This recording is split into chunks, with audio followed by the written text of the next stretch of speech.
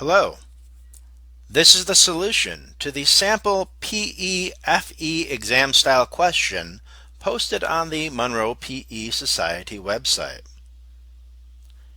A 0.25 meter steel rod with a cross-sectional area of 1,250 millimeters squared and a modulus of elasticity, E, of 200 gigapascals is subjected to a 5,000 Newton force as shown in the image. The elongation of the rod in micrometers is most nearly which value? First, we need to find the formulas required to solve this problem. For this one, the formula can be located on page 86 of the FE Review Manual under the heading Mechanics of Materials, Uniaxial Loading and Deformation. We've been asked to find the elastic deformation of the rod. So let's review the information we've been given.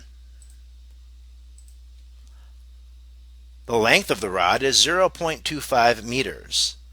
The area of the cross-section is 1,250 millimeters squared. The material modulus of elasticity is 200 gigapascals, and the applied load is 5,000 newtons. It is important to remember that based on the way this load is shown in the drawing, that the total load is only 5,000 newtons and not 10,000 newtons. For example, consider a tensile testing machine. A tensile testing machine grips the specimen in jaws, one at either end, and pulls to create tension to determine the breaking point of the material.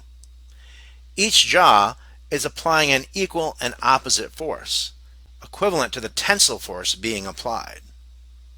Hence, 5,000 newtons in opposing directions is the total tensile load.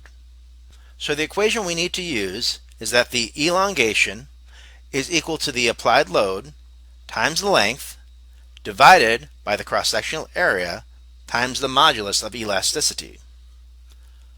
The first step should be to convert to standard base units such as meters, pascals, newtons, etc. So we want to convert the area into meters squared. We may recall that 1 millimeter squared is equal to 1 times 10 to the minus 6 meters squared. So we apply that here and find that the cross-sectional area is 1.25 times 10 to the minus 3 meters squared. And then we also convert 200 gigapascals to 200 times 10 to the 9th pascals. Next, we can solve by starting with our equation. We replace the variables with numbers, so we have 5,000 newtons times 0.25 meters.